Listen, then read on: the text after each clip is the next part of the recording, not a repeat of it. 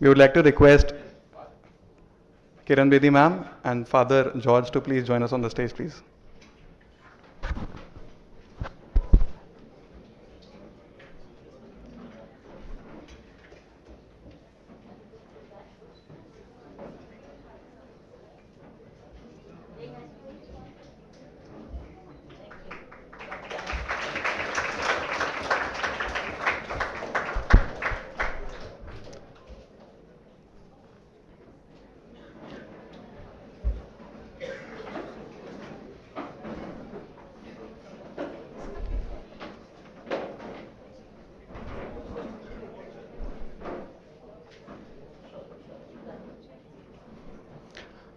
A very good evening to one and all.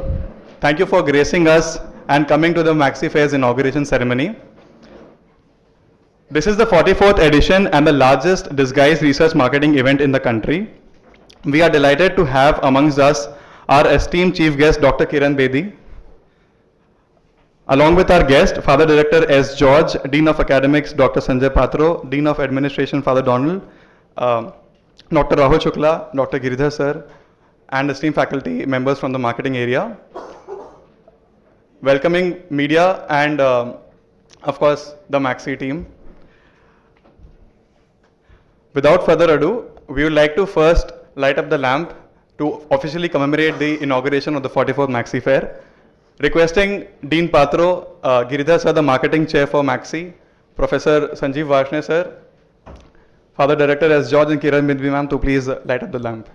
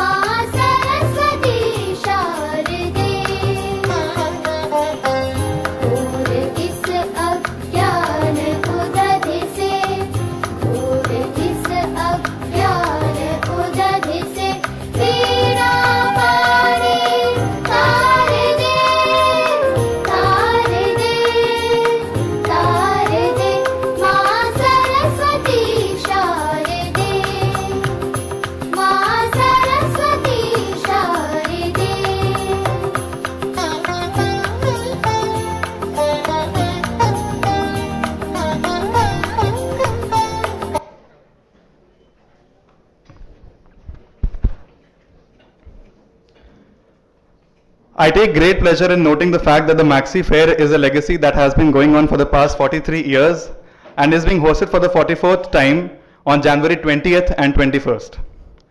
XLRI became a pioneer in the field of disguised marketing research when Father Oswald conceptualized the research and Professor Sharad scaled it up to include the entire city of Jamshedpur in the format of Maxi Fair, also popularly known as the Jamshedpur's favorite Mela. Building on the legacy, Maxi Fair has stood the test of time, grown and constantly evolved with changing trends in the marketing and research department. And now to commemorate the 75th anniversary of our esteemed organization XLRI, we have decided to make the 44th Maxi Fair the biggest in the history of this committee.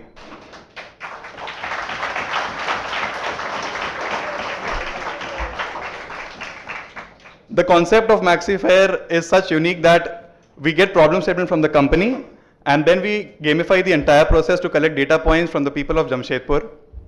To attract the people of Jamshedpur, we are hosting for the first time ever 2 Bollywood concerts, namely Nakash Azeen, and on the day 2 we have Shan coming here to perform for the people of Jamshedpur. But at the core of Maxi Fair is research, and for the first time ever we have partnered with 8 research statements from the different departments like marketing, finance, and this is also for the first time that Maxi Fair has evolved their research and to include more people from the social research. We have collaborated with the Tata Steel Foundation and we'll be conducting a disguised research for Johar Haat as well this year.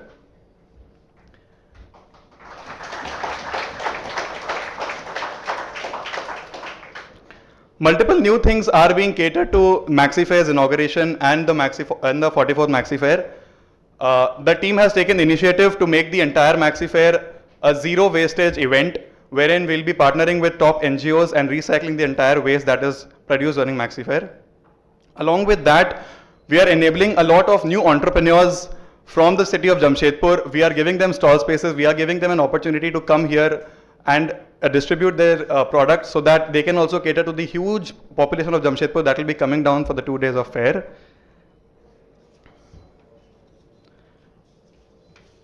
This being the 75th year of XLRI, we have decided to have a marketing week starting today, leading up to the fair, where we will have informal marketing sessions in college, influencer meets, flash mobs, and a lot more during the rest 8 days of the fair. This fair on the 20th and 21st of January is going to be the biggest concert and the biggest event that has ever been seen by the city of Jamshedpur. And I'm proud to have everyone here who have supported and led up to building this event so successful. Thank you so much.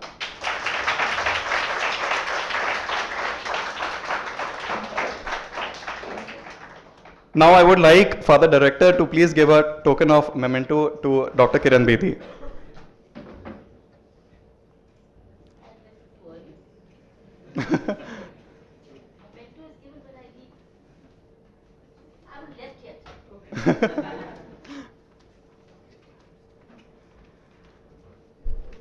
Okay.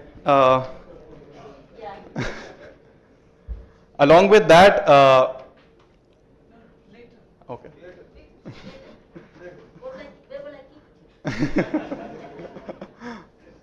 Sure. We had other things for you planned as well, ma'am. So we'll keep all of that archive for later.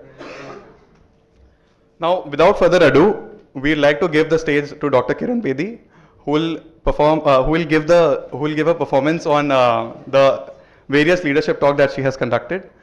We'd like everyone to please settle down and listen to this conversation. Over to you, Kiran, ma'am. Want to introduce me? Why do you presume everybody knows me? No? Yeah. I need to be introduced. It's a whole new generation. Parents, elders know me, I think. Good evening. I take this opportunity to welcome you all, especially Dr. Kiran Bedi, and very well known person and doesn't need introduction. And ma'am, when you were 4 months old, XLRI started. We also celebrate. That's the only introduction, isn't it? So that is starting. Starting of the. I didn't know that. We are celebrating, you are also celebrating the Platinum Jubilee. Similarly, like we are also XLRI is celebrating Platinum Jubilee. And you know, ma'am was the first IPS officer to reach that rank. And you just look at Wikipedia is full of her achievements. Like. No, tell me, what do you know? I distinctly remember I was a student. I was following Charles Sopraj. I think the serial killer, you might have read about him. Ma'am was under his custody. And, and ma'am really had a conversation, and really, at least in his interview, he says he really transformed and understood the value of life in a broader picture. And that is just one example. Numerous reforms was brought by ma'am to the administration of the Tihar jail, and ma'am was the first woman appointed as a police. If he tested on his general knowledge. And in United Nations, peacekeeping, and she not once, number of times, number of years, I think nearly 7 years you served there. You're not losing marks. I know 3 posts. I'm just joking. Relax. Yeah, Don't worry. yeah, right. So I can definitely in the HRM batch, ma'am, HR Human Resource Management, we have 180 students, and 56% are female students. Yeah, I see that. For the first time, it's like when I was a student, 94, 96, there were only 7 girls out of 60. But number increased, now we have reached more than 50%. But BM, we are still lacking. BM is business management, we are just having only 26%. Maybe coming year we will pay more attention, because just like you always advocate the equality and treating everyone equally and bringing up and working for, and you are a great role model for women in this country. And ma'am was a tennis player, also won championship. I am right, right? That's passing. Okay. That's getting your marks. So it's a great honor. Ma'am is not first time coming to XLRI. It's a third time. Third time she is coming. We are really grateful that you are taking time and traveling so long distance to come and address our students and our faculties, and everyone is inspired. Just 5 o'clock we had another symposium. There the students' number was very few, whereas here the students are standing line. It's because of you, it's not anything else. So thank you very much. Thank you for putting on the spot. Thank you for putting, but you passed.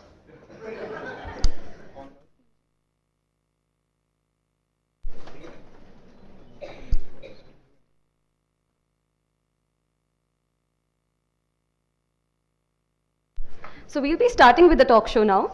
We'll be putting the podiums up, and I request Father Sir to kindly take his seat. Thank you, sir.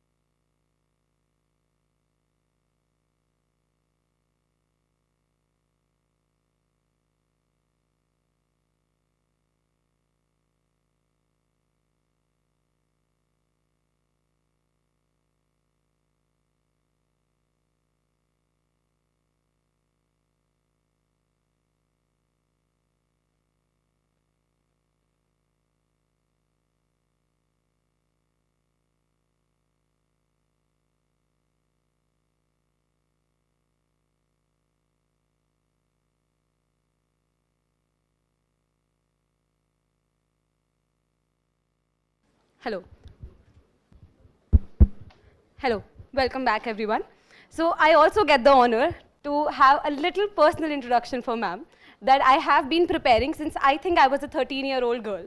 It goes along. Growing up, my wall was adorned with pictures of inspirational women. And among them, Dr. Kiran Bedi's picture held a special place. To say that the 13-year-old me is over the moon right now would be an understatement. I know ma'am from my GK books in 3rd grade to when my mom said that this is the woman you need to emulate when you grow up. So ma'am, it is an honor to have been standing here to have host you to the oldest B school of the country. The privilege is all ours. Wow. And we welcome you.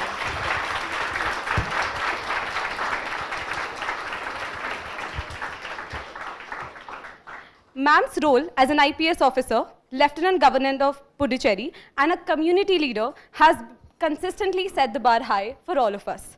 She is a woman who has broken barriers and brazen new trails for all of us. So, what goes behind the story? The answer lies in the inspirational journey of ma'am. And with that, we will start the questions that all of us had. We were bombarded with questions when everybody knew that ma'am is coming to the campus. And to start with that, ma'am, I'm pretty sure that this is a question you've been asked often, and we'll still ask this one more time. What motivated you to take on this journey towards civil services, especially when there was nobody there who had held this path? Was it an inspiration? Did it deter you? Or was it a motivation in itself? Let me begin by saying how grateful I am. I have traveled the long distance for a reason, to see the bright faces. And they're really bright. I didn't know 50%, such a great percentage is going to be young women. but I'm prouder of that. That's the future of India. Inclusive society, equal society, where both men and women work together and give their best to the country. So I'm so very happy. And I've also been very beautifully briefed as I was driven down of your marketing fair. It's one of the most unique ones in this country. Give me the names of those two who picked me up. Amod and Malika. Where are the Amod and Malika? Thank you, Amod and Malika.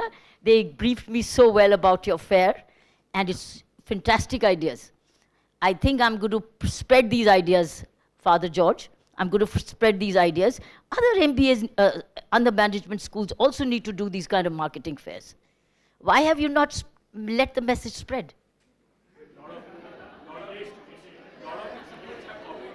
Copied on. Oh, they're doing it. That's pretty good. Very nice. So that's good news for me. I'm very happy to hear that. But I'll check it out next time when I go to one of them. Is it at this big scale? Yes. Which one? Scale is almost equivalent. Which one? IIM Lucknow does it, IIM Ahmedabad does it, MDI Gurgaon does it. Almost every B school has copied us. That's good. Copied. That's it. They copied you. So you must be feeling proud that you were the pioneers. We are very proud of our Maxi Fair because we're the oldest one in terms of who conceptualized the idea and started this, and the scale at which we do, Yeah. and the scale at which the Jamshedpur city owns the fair. That's true. So the amount of love between the Jamshedpur population and the Maxi Fair from being conducted by XLRI is profound. It's very, very. So it's really original because I think it takes away, it is beneficial to the sponsors, and it gets a cost-free survey. It's a cost-free survey. I think it's a great marketing skill. I probably might adopt this idea, by the way, in my NGO. When I do an NGO Mela, I might also test these kinds of things. It's applicable anywhere. And to large NGOs, it's marketing. It's marketing a service. One is service, marketing a product. The other is marketing a service or identifying a need. So I think it's a great way of doing it, where you make the footfalls register themselves and then do a data analysis. I think it's a great idea. Thank you. I'm going to copy you. All right, your first question was,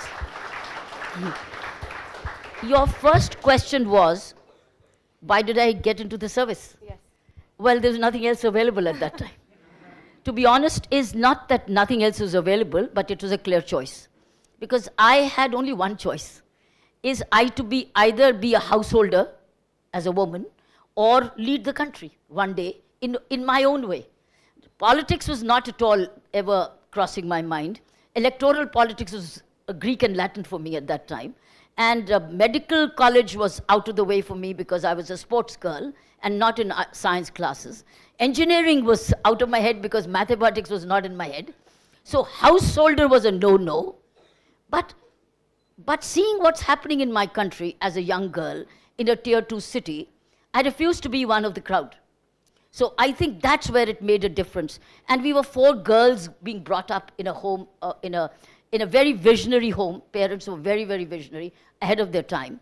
And they had clearly said, make a choice.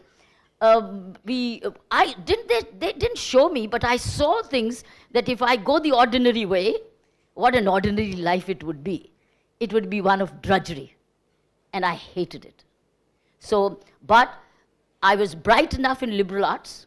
I was very fond of political science and English honors.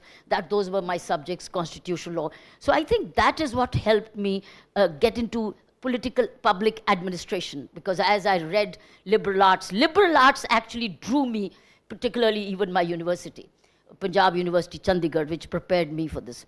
So I think it was natural to not just serve the country, which is a cliche, but to be one in this, a part of history of India, to lead it in its own way by merit, not by parochialism or cronyism, but by merit. So I prepared myself to compete, and I got it. But I didn't know at that time. At that time, I did not know I was making it the first one in the Indian Police Service. I didn't know there were no women. I was not so good in my general knowledge, Father George. but when I only qualified and I went to Missouri Academy, and lo and behold, I'm being invited by the Home Minister to say, are you sure you want to be in the Indian Police Service? I said, but why not? He said, you the first one. How will you do this? I said, I shall do it, the first one. So I think that's what happened. I didn't know till I entered the Missouri Academy. Ma'am, you think it would have changed your decision if you would have known that I'd be the first one? Or if there was nobody else before me? I'm so glad I didn't know. I probably would have been overexcited. But it's very good to have got to know this because I didn't do it to be the first. Yeah. It became the first. Yeah. Thanks. Ma'am, you talked about your university experience. As B school students, we are always curious to know that where our ideals have been, where you were. How was your college life and your university journeys? You know what? I want you to know that I identified very early in my life that I was the chosen one. Now, what do I mean by saying when I'm the chosen one? And I think all of you are the chosen ones in the same way as I felt. Why did I was the chosen one because I had the right kind of schooling. I had the best schooling in the city, to be honest. The best schooling in the city of Amritsar at that time when I was growing up. The Sacred Heart School of Amritsar. It was the most expensive but finest school at that time. It was a dream for any parent to be there, but not many could afford that school. Then went on to be the best government college for women in Amritsar. Then I went on to Punjab University, Chandigarh, one of the best universities of that time. The campus was... How many of you have seen Chandigarh? Punjab University, Chandigarh. Not many. You have. Not many. Not many, but I'm telling you, one of the finest campuses in the country. Because I see Delhi University, how crammed we are. Others, of course, who came up much later, got that space and the land to do. But Punjab University, Chandigarh is far ahead of its time because it came up with the development of the city. And the years I was studying in 68 to 70, it was at its finest best. Playgrounds, library, conference halls, law school, departments, faculty. So I was one of, so I had everything when I said I was the chosen one because I was getting the best. Not many do. Why I'm saying chosen? Because there are many others who can, but they can't make it. So I have realized from my early years that I am the chosen one. Now, you know, moment you realize, because there's a message for you in this, moment you realize, and if you realize it not now, till now, please realize it. You are the chosen ones. And the moment you realize the chosen ones, the way you probably had your images, you had inspiration on your walls. You were every day getting charged. This is what you want to be. Your mother said, this is what you could be. You see, you were the chosen one. Your mom was inspiring you, and you were self-inspiring through the wall message. Exactly what I used to do when I was doing my master's in political science. I used to have it on my wall. I shall top the university. And you did. And I did. So what I'm saying is that the chosen one means God is giving you more than millions others who haven't got. And it's not just what you're getting in education, in health. Health, you got energy, you got health, you got all your faculties in faculties in place. You got everything, the right thing. Parenting, finances, teaching staff, education qualifications, education institutions, and you as a healthy person. You are the chosen ones. And once you realize I had realized it. And that's when I valued every bit of it. And I used every inch of my Punjab University, Chandigarh, every inch. You might say, what do you mean by every inch? I cycled every inch. I biked the Punjab University every inch. I used to bike every time it would rain. Chandigarh would be green and fresh and nice. I would pick up a bike, have an apple in my pocket and a raincoat on me, and I'd go biking. And there was a Madhya Marg there, it's still there. It's called the cycle track. It's getting crowded now. So I used to go on the Madhya Marg and bike. I loved it. But this is something just out of the way. It's not easy to get it all the time anyway. This is how I valued my university to the hilt. It's the same thing I did with college. Any activity, that's another message. on any activity which the college invited me for. Declamations, dramas, debates, not music. I didn't have the voice. The other than singing, other than dancing, other than singing and dancing, I wasn't good at. I was very good in others, athletics. So I think the quality which I had as a student was, without knowing how much dividend it will pay me, was how do I use what I'm being gifted with. So, and I was gifted with this kind of infrastructure, and I had the best of health. I built on it more and more, and I didn't let a single day go. That's how I valued my Punjab University, Chandigarh. How I valued my college, Government College for Women, Amritsar. This is how I valued my Sacred Heart School, Amritsar. This is how I valued my upbringing, to give it the best. Thank you so much, ma'am. The last line you said was so inspirational when you talked about that you did not let a single day go by. Ma'am, as a leader who have led teams across India, in across fields, how does that work? How do you keep that inspiration going? And on that note, ma'am, what is your leadership style? And how do you lead your teams? When it comes to effective leadership, how do you view that? Okay, Ria, your 3 questions in one, huh? So I'm getting a bit greedy. No problem. Break it up into parts because all are valuable questions. Part 1. Part 1. Part 1 was, how do you keep that motivation every day going? That's a very valuable question, why I've asked her to repeat it. How do you keep the motivation going? You develop an attitude when you're young. That's the reason I've come here for you. I've come here to tell you, if you valued my coming today, you should know the secrets behind it. I've come here to share my lessons of life and my experience. What's made me now, when I'm entering the 75th year of my birthday, which is 9th of June, this year, what has made me be on my own, have the financial independence, have the professional positions, do what I wanted to do, change things the way I wanted, alter, take on issues, and then rode over them. Why? Because I developed these attitudes by cycling. What I meant is valuing what you are setting as attitudes. The attitudes were out of your comfort zone. Every day, this is my word for you, out of the comfort zone. I'm repeating it. I was out of my comfort zone. While my friends slept longer, I was out at 5 in the morning to go jogging for my tennis. And I was exercising, I was going into the library, working harder, but enjoying my life as well. Living a life of simplicity, authenticity. I think this was a growth. What did I know at that time I would be one day heading the Delhi police in many, many ways? No, I did not know. But the ground was getting prepared for not being the ordinary, not going the routine way, not being one of the crowd. But I was not saying I'll not be the crowd. No. It was being out of the crowd already because others were sleeping longer while I was out of the comfort zone. So every time I'm out of the comfort zone, it's a discomfort. But remember, it's a purposeful discomfort. There's a purpose behind. You think it's very comfortable traveling all this way here? It's a purposeful discomfort. And the purpose is to connect with you, to inspire you. Because now my life is all about giving. The more I give, the greater I love and enjoy. That's my return in my life is, more I inspire the next generation of India, the more I feel happier.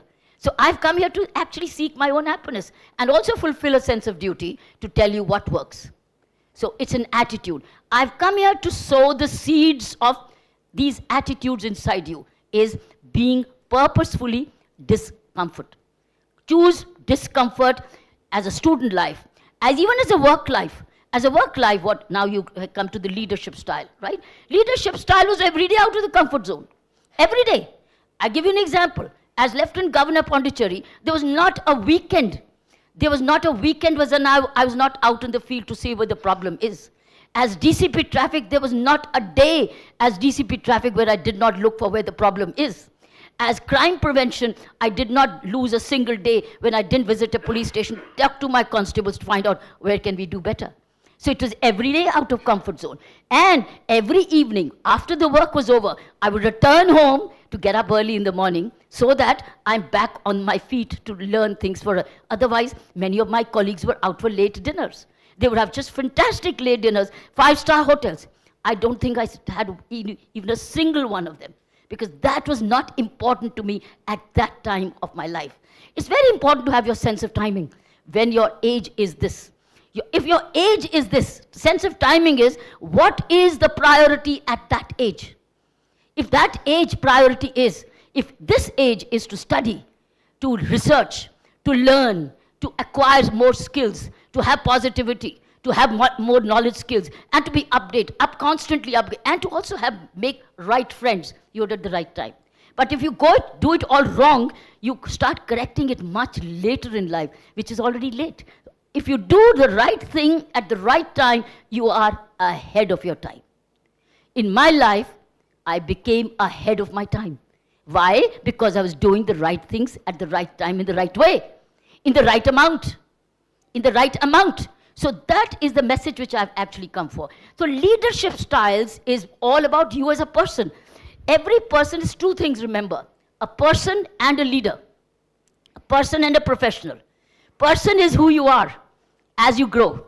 You're already developing as persons. You have your likes, you have your dislikes, right? You have your preferences, you've got your priorities. But as you grow, you are a professional. But do you think you don't take disciplined habit into your leadership? You don't take integrity to become a leader? You don't take your punctualities and team spirit into your leadership? That is leadership, which you've lived yourself as a youngster. Those qualities become your strengths as a leader, and you are becoming an authentic leader. Authentic leader, not an unauthentic leader, another name. I'm not using the word dishonest leader because that has many other meaning. You are a credible leader. People trust you. So what happens? You become trustworthy, because even when you're not being watched, your reaction is predictable. People will know that this is the way you will perform as a leader. So whether you are in position A or B, because I have come here for the reason because you're going to be CEOs of tomorrow. You're going to be executives of tomorrow. You're going to be in the middle or the top level as you grow of tomorrow. So if you get these things right now, you will benefit, the country will benefit, and the humanity will benefit. Because I do not know who all will you lead in innovation, lead in entrepreneurship, lead in ideas, lead in creativity. I don't know. So leadership is not separated from the growth. It's growth and leadership. Growth takes you to become, leadership is one aspect. Leadership is not two. Leadership is the person in you. The person in the leader is the leader. So leadership styles, I'm going to show you quickly a presentation, the leadership styles, and ask you, have a look, where will you be as you grow? And third one was it okay? Yes. All right, great. Ma'am, you talked about innovation and about taking risks and, every day having that. Ma'am, that actually, as a B school student, it brings me to that a lot of us want to take risk. A lot of us want to be entrepreneurs, have our own startups. And a thing that I've seen in common when I've talked to the startup enthusiast is bringing change at scale. Something that you did do in Delhi when with the traffic police and the signals. Just a fun fact for everybody. A lot of things that we see in Delhi signal, which includes how the signal lights are and a lot of traffic rules and the technology, that was all initiated by ma'am and has been going on for decades now. No. Ma'am, but the traffic... No. It was not? Many people did it. I was one of them.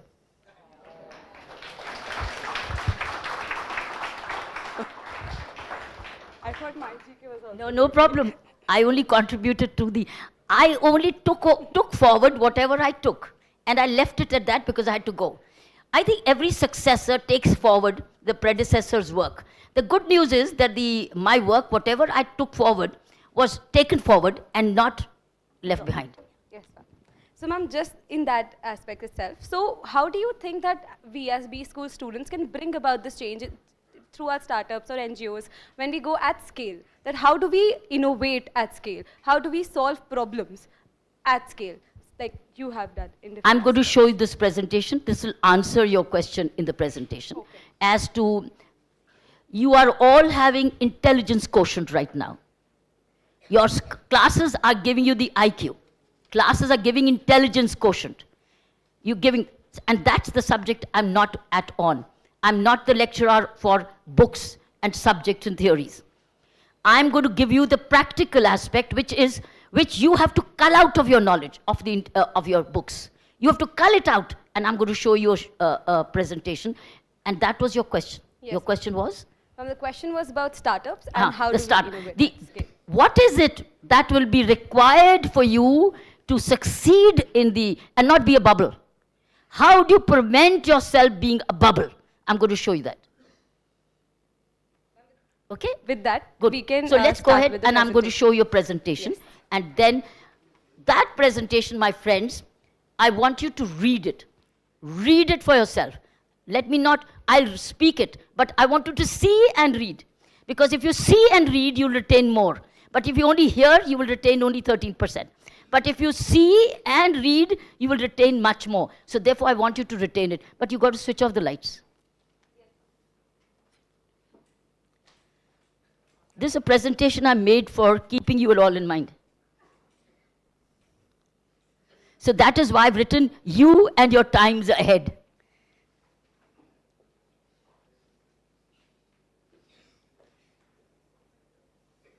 Okay, let me go behind.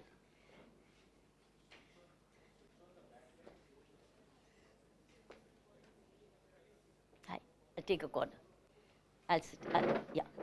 Now look at this. This is what I've written for you. Now I'm good, stand. I'm better standing. I'm used to standing only. I was punished a lot in my classroom. Made to stand a lot. All right, friends. See, the title for you I thought for is You and Your Times Ahead. You. That's why I want you to read and see. And your times ahead. Because this is all temporary. You are counting days. Some of you are about to leave, and some will leave another 2 years. It's all a marking time. So it's all time is flying. So be ready to go. But before you go, what is it that you must take along? Okay, next slide. Now I want you to read this. Please read. I'm not going to disturb you. Read.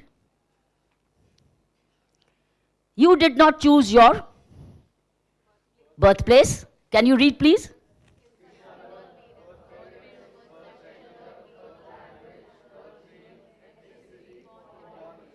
You did not choose, did you? So why were you chosen one then?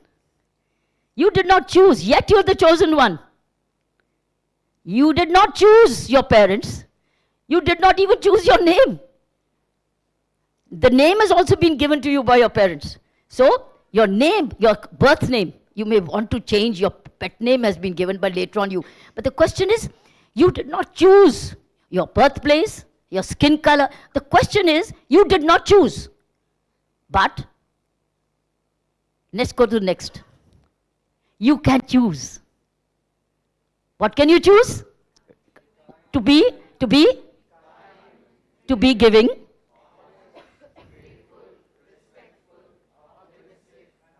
This is what you can choose to be. What stops us? This is leadership. So, the first one, see, you could not choose. But what you could not choose, accept it. But what you can choose, why not? Why not we be kinder? Why can't we be giving? Why can't we be honest? Why can't we be grateful? Why can't we be respectful? Why can't we be optimistic? Why can't we be humble? Isn't it? Imagine if the youth of this country, today is Swami Vivekananda's birthday.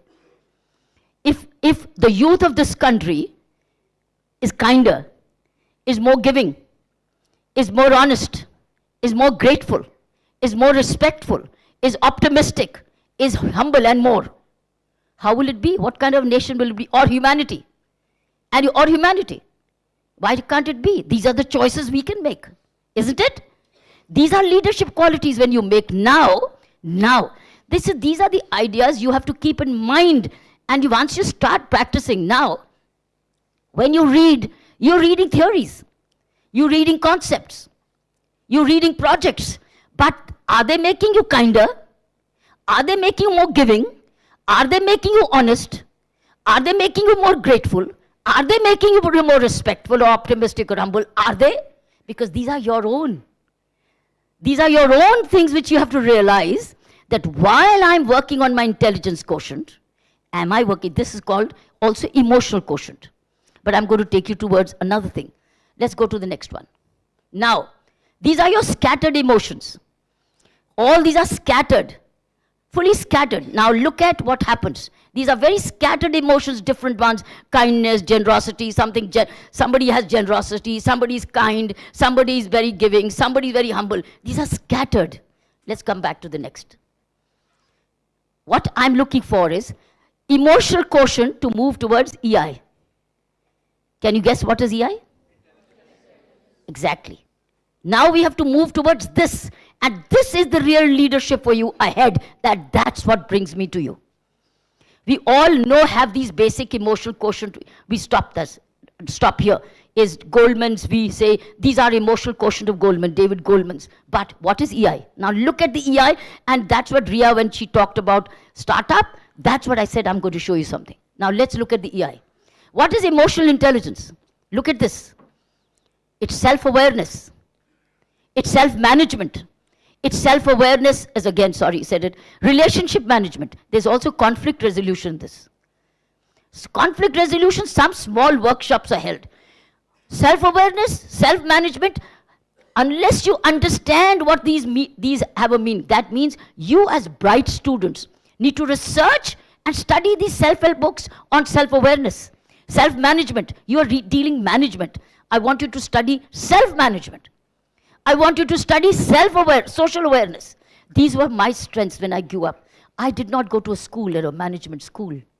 Something or the other, my father and my mother. My father was a great reader of all these Napoleon Hills, etc. He used to read a lot of these books, Dale Carnegie, etc. Those days, those books were very, very precious.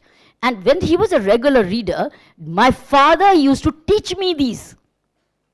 So, my school of management, XLRI, was home. My home was XLRI. Your home, your education is here, but where's your home? You got to go within you. Learn it. You be your own home for EI. So I want you to understand and go back to Wikipedias and Googles and study. There are a lot of ways to do. How can you be self-aware? How can you be socially aware? Really, next go. Now, okay. Now let's go back to the back slide. Go back. This is a task I would like to leave for you. If you go, once you going into senior management without this awareness, and only being kind and giving and all is not going to be effective. If you want to be effective leaders, you have to have emotional intelligence. Where was the difference for me as a woman?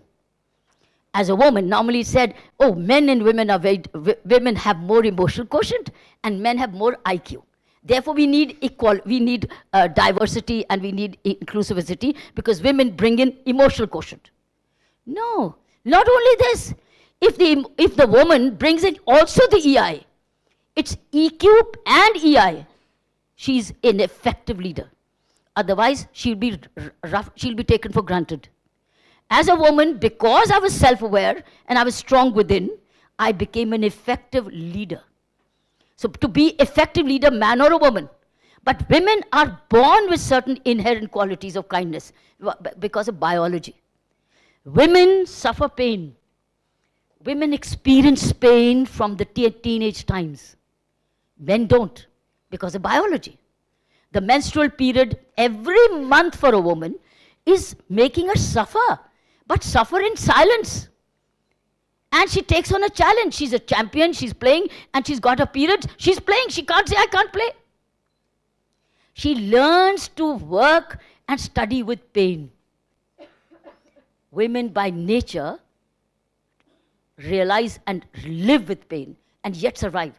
So therefore, women have a natural and then when they become mothers and they reproduce, they're naturally kind. They are natural. This is biological gift because she is producing a new life, and these come with her genes. The more you study why is a woman this, because she's mothering. Now the child is a part of her, and therefore she's giving it all this. She's giving, and she's grateful about it, but she's totally taking care of the child and giving her life to the child. As I've said, when a child is born for a woman starts reliving her life through a child. You have exceptions like what's happened in Goa right now. That's the rarest of the rare exception, where a woman has killed her 4-year-old child. It's that a rarest of the rare. It's crazy how she could do it, smothering the child when he's only 4. But I don't understand that. That's a crazy, as I said, you have exceptions to the rule. So friends, you got to be efficient as men or women. You have to be emotionally intelligent. And emotional intelligence calls for a lot of self-management.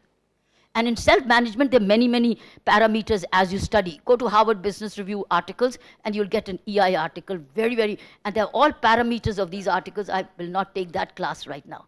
But if you do this, it will take you through. So this is my important aspect of, now when you talk about startups, what happens in startups? They run out of patience. Startups, those who remain authentic, simple, humble, reasonable, living within means, go steady and slow, they climb up farther. But those who first you got the angel fund, and you quickly go for buying a Mercedes, and you first buy infrastructure of this kind, which is more of luxury, which you can probably substitute by something little lower cost. And what happens? You go bust over a period. Not that all do, but some do. And you have examples, and I'm not going to mention names. So startups, those startups remain going, those who go steady, slowly, with all these qualities of awareness, management, and relationship management. So friends, you need these qualities.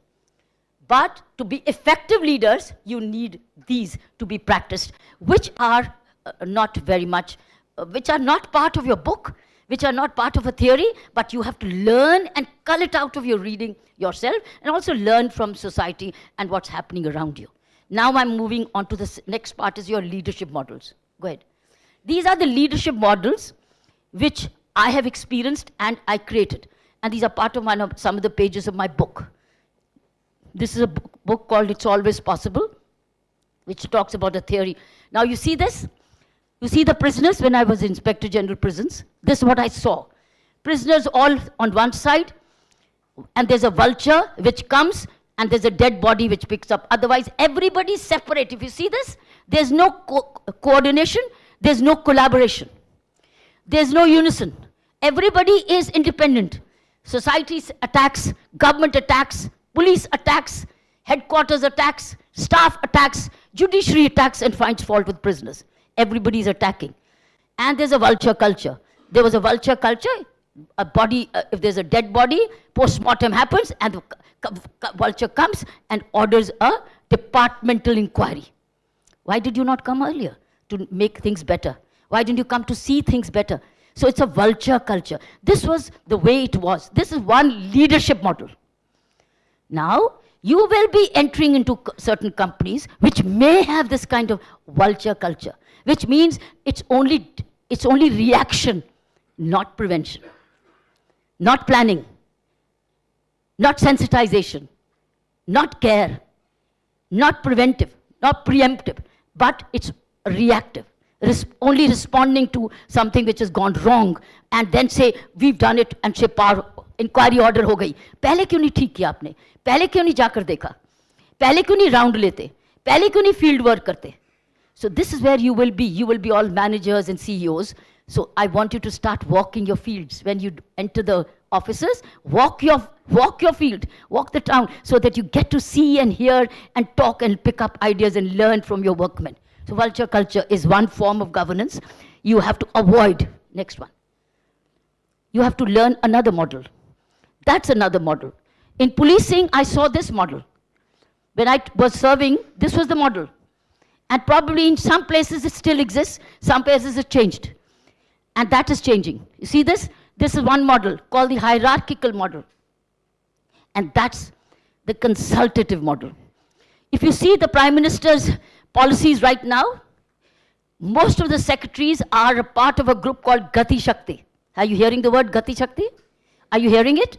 What is Gati Shakti? Is bringing together secretaries of critical projects of different departments, secretaries of different departments coming together and working on a project together by Gati Shakti, coming together. So rather than hierarchical, he broke hierarchies and brought these two. And that's why you see one project after the other, one project of infrastructure after the other, meeting the deadlines and covering it at a great speed without any scam. Why? Because you brought people together to think together, plan together, strategize together, and be accountable together, and then report together. So this is another leadership style you will encounter. I did encounter these, and that's what I corrected in my life, and it worked for me. But these are the styles. These are also part of my documentation. But I want you to keep these images in your mind, that as you go, you will be somewhere probably to begin with, probably here, or maybe here. But remember, you have people above and you have people below. So don't only look above, look below too. And look as one of them too. Be one of them as you go up. So as you go up, you will take them along. You will be like a ladder. You will be a ladder. You climb the ladder, but you'll also take others along with you. In your life, you will be a ladder. Understand? Understand? As you go up, you also take others along, but you keep going up. But when you go up, while you're looking up at your boss, you're also taking the juniors along with you. That's when you'll make great CEOs of your life. And that is where you will score over many, many others. Next. This is my Puduchery model, which I worked on, was being visible, as I told you, being accessible, being agile, being one with the common man, and being law-abiding and always ready to fight for injustice. These are other concepts which I practiced as Lieutenant Governor Puduchery and gave me great dividends. It endeared me to people, and people got what they needed. It was like a mutual energy sharing. So friends, this is what you're meant for. These are the other keywords. Keep in mind as you grow, and look for these keywords as you study leadership and management. Next. Now the last one. Is this sound in this? Yeah.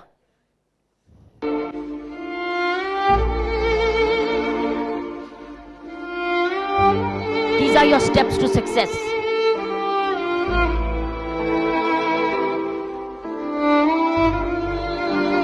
This is what the startups require. You can't skip over.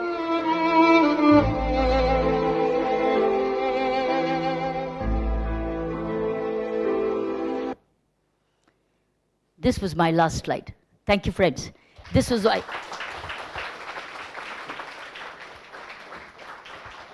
We can have the lights on. Thank you so much, ma'am. That was an insightful session, and I'm sure we all learned a lot.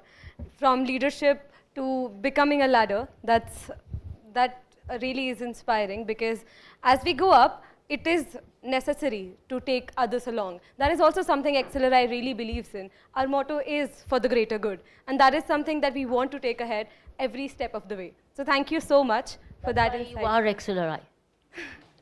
That's why. That's what will make you stand out. And the moment you start doing this, you will say, oh, are you the so-and-so? Are you from there? So you'll be, actually your XLRI will precede you then. Or you take it along. At some stage, you'll keep changing places. Yes, ma'am, that's the goal. Now we'll be opening up for questions. Anybody, students and faculty would, if they have any questions, ma'am would be here to answer. Thank you for your inspiring words. So lots of young women are attending this talk, and I'm sure that they're also streaming this talk all night. So, as a woman, when you started your career, you took roles which were traditionally not taken by women.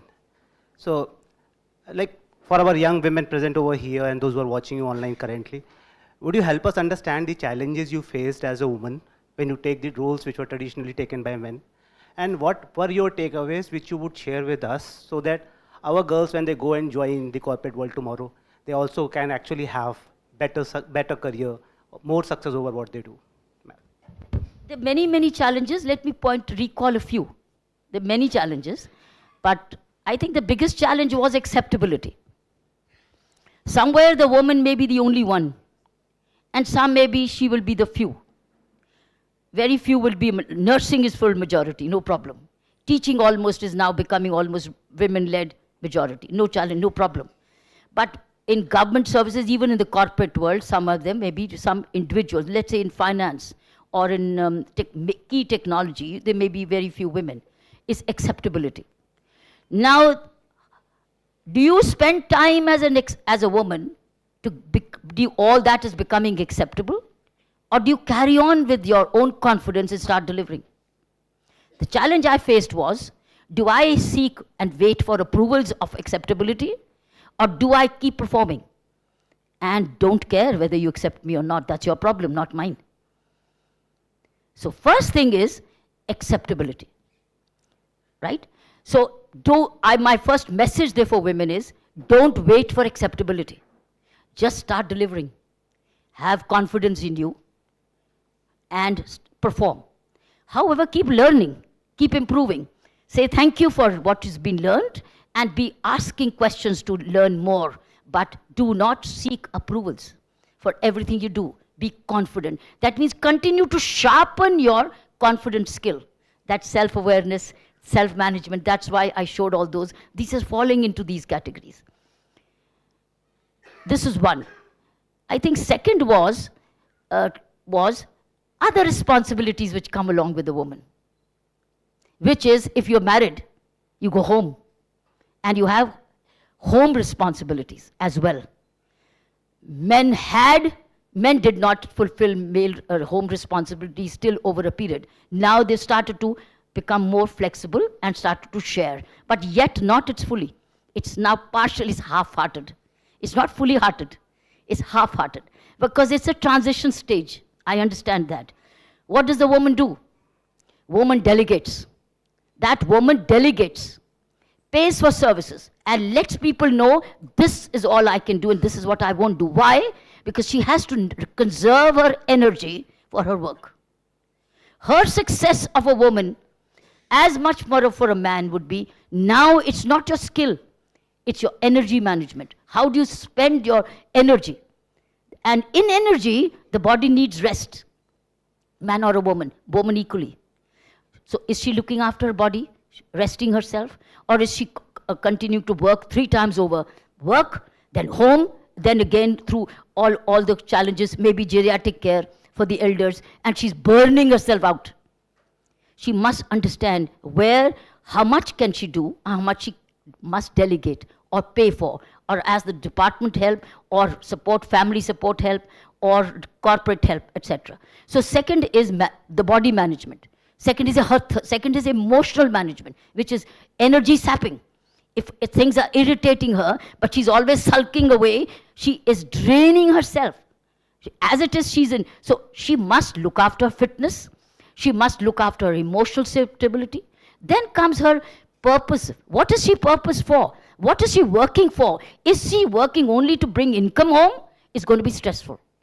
Or is she going to work for a sense fulfillment and also larger contribution? She'll enjoy her work. So her energy management is critical. What did I do? I faced this challenge. What did I do? I stayed fit. I found the time to stay fit. Because if I don't stay fit in my uniform, I'll bulge from all directions and everybody will I will start becoming conscious. I don't want to feel, I want to stay fit. So I spent time on fitness. Found the time for fitness. Second was emotional. If there was something irritating me, I knew how to handle it. I knew how to ignore it. I knew how to respond to it. I prepared myself for that emotional intelligence. Not emotional quotient, emotional intelligence. Third, along with that, was time management. I managed support systems. Brought my family in.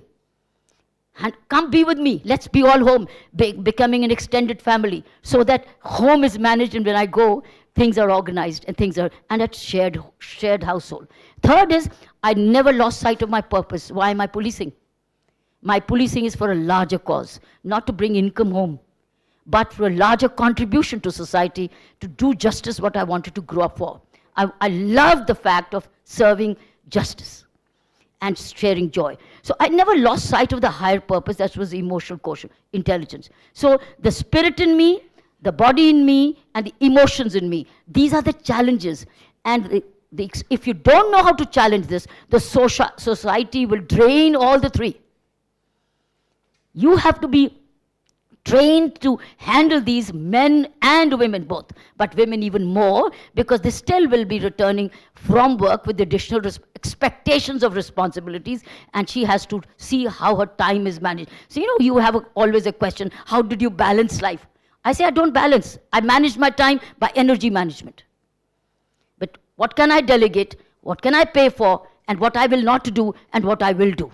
And I will not wait for acceptance.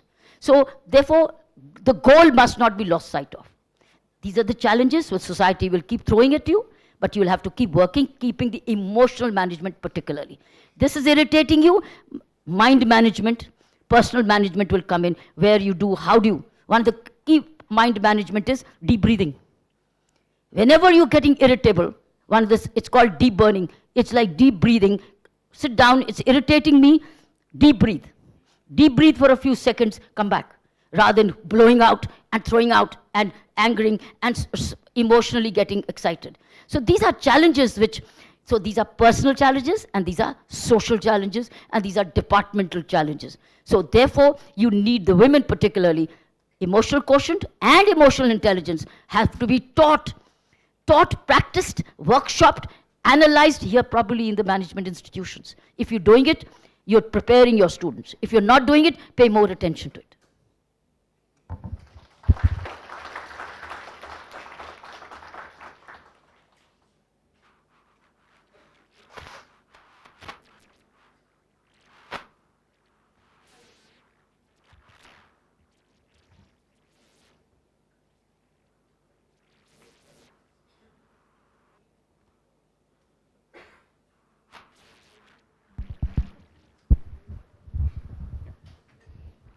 Hello, ma'am. Ma'am, my question is that you talked about being a leader who is kind, giving, and honest, respectful, and on a daily basis, all of us on some level try to be a leader like that. But the thing I struggle with on a daily basis related to this is, how can I be a kind and giving leader in a world of vulture culture?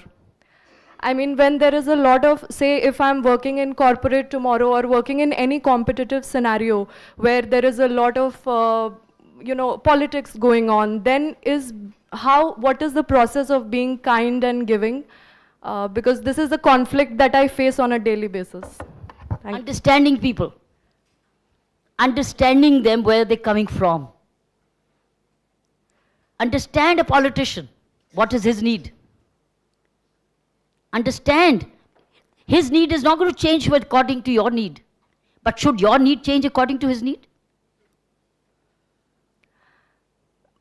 But sometimes, say, if I understand someone's need... If you understand and if you can give him without compromising your need.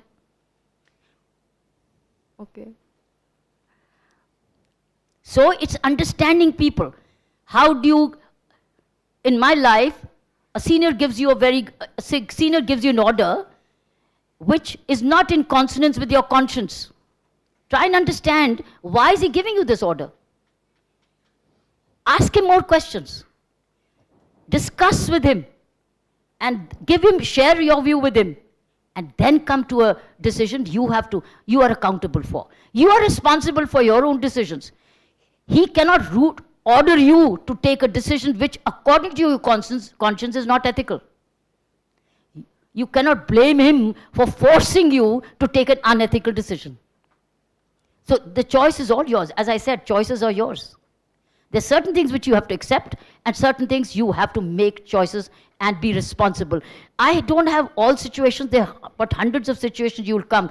You have to train yourself to listen, understand. Where is he coming from? Why is he saying this? And now go back to yourself to say, how do I deal with him? And that's your depth of reflection if you got habituated to mind management, which will help you. And what is mind management? Nothing but silence or to talk to yourself. Or you also have a friend. Or you also have a family. And you can discuss it out. There are 2-3 options I have. What do you think? But take a choice. So you can discuss and reflect and take a decision. So it's mind management, daily basis. I'm not sure whether what kind of mind management practices you're doing, but if you are practicing quietude, each one of you, quietude every day, even for a few minutes every day, is actually training yourself. How many of you do it? You do it? Wow. Wow. How many of you do mind management as quietude for yourself every day? Give yourself a few minutes every day of reflection. How many of you raise your hands? The seniors are doing it. Now that's not enough. You're not getting ready for conflict management. You're not getting ready for management of difficult people. And then you'll say, oh, XLRI, I've done so much of management courses. I topped the list, I got a gold medal. But you didn't get a gold medal for your inner self. Unless you practice mind management where you start reflecting yourself and do auto-talk. And you know, auto-talk is also going for a walk and talk to yourself. You become two persons yourself. In Purani movies, there was a conflict of boyfriends. What did that Meena Kumari do? She looked into the mirror and said, अगर मैं उसको ये बोलूँगी तो वो मुझे ये कहेगा. नहीं मैं अगर मैंने उसको बोला तो वो ये करेगा. She used to talk to the mirror. Mirror yourself. But friends, if you don't at this age, do not do. This is not spirituality, this is not meditation. It's time, silent time to yourself. At this age, if you start getting into the habit, you will prevent yourself from many blunders and mistakes. Otherwise, you will be only learning from your mistakes and regretting later on, but by the time will have lost. You've lost time. Don't lose time. The strength of my character, my life has been I've lost no time in these mistakes. Because I became conscious of the fact that I will bear the consequences of my mistakes. And wherever I did make a mistake, I bore the consequences. But I minimized my mistakes. And that's why I got better results. So always minimize. Now how do you minimize? A confident friend, a confident family member support, a confident counselor if you have. Otherwise, you are your own counselor. Just reflect and journal writing. Journaling is also a good idea. Just write. Probably nobody reads it, but write down pros and cons. If I do this, what are my thoughts coming? So self-reflection, self-audit, walking yourself, exercising. How many of you exercise every day? Now that's again 50%. Thank you. It's only 50%. So reflection is hardly 5%, and exercise is 50%. If you can work it out, a percent exercise, few yoga even on the bed. Even yoga on the bed is possible. So some yogic exercises are actually mind-body coordination, and it's also time to yourself. So if you can do mind management and body fitness.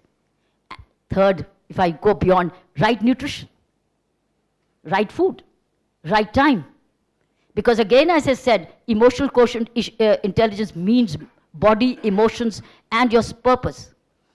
So if you don't look at these three things, is your nutrition, is your time management within mindfulness, you will be making mistakes and correcting later and regretting and then stressing and then finding a solution and correcting. It will get late, you'll run out of time. And that is much more, prevention is easier. Correcting a mistake is more expensive.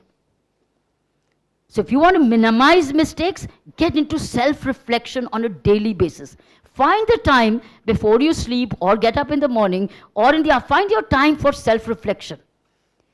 But quietude is important, where you ask yourself, how did the day go?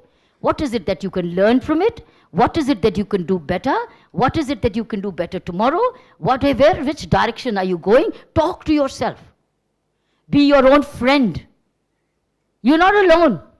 None of you are alone. You're two of you, one within you. If you listen to your own conscience, conscience will always guide you correctly. Learn to listen to your conscience. Conscience will give you ideas.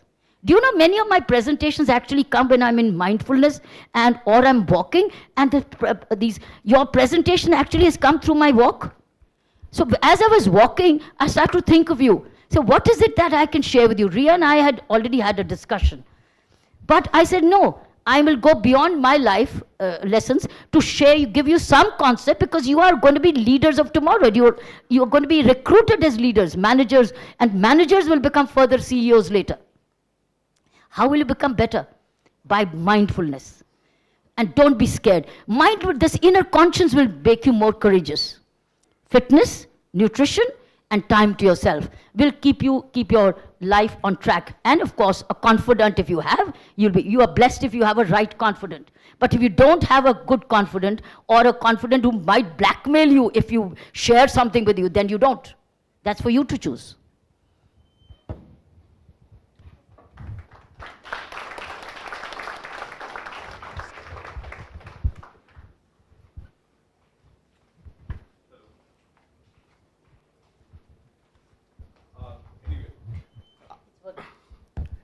I've been waiting for this moment, Kiran, for almost 23 years now.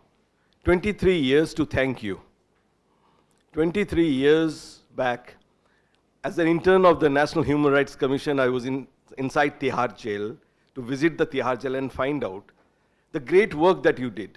And thank you very much for coming here and being with us here, sharing your knowledge and your experience. You are the chosen one, truly the chosen one. You found Tihar, and then after you, others found Tihar. What you did to Tihar, and what others did to other jail systems, and you know that the jail systems, the jail reforms are the last on the agenda of any government. My question to you is, you found Tihar, and then others found Tihar. You did something. Is it a replicable model? All these years have passed, and now as you stand, after your great experience with other offices as well, where do you find? Is it a replicable model? Where have we walked up to? And is the agenda a finished one, or are we still midway? Thank you very much. And thank you very much for being here with us.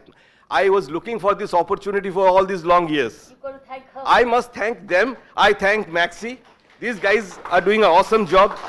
But Kiran, I've been always looking for an opportunity to come face to face. Look, God gave me this opportunity to meet the chosen one after 23 years. Thank you very much for being here with us. Thank you for your work. I cannot thank you enough for all that you said, Dr. Singh. Cannot thank you enough. Yes, Tihar chose me. You're right. Tihar chose me because Tihar prison was waiting for an Inspector General, and nobody would go and join. Whomever was appointed chickened out, went for a political pull, and said they managed something else. When the same transfer order came to me, I went. I knew I was going to the right place. The reason was, here were people in need. And I was a people person anyway. So, while policing was people person, that's what I wanted, and I was best at it because it's people. I was very good in Puduchery because it's people. Wherever it's people, I'm very good at it. By the way, friends, you don't know, I started my career as a lecturer. I started my career as a lecturer in political science and then sat for the UPSC while lecturing. So I'm very fond of education, and I'm very fond of people. And students are people. I love education.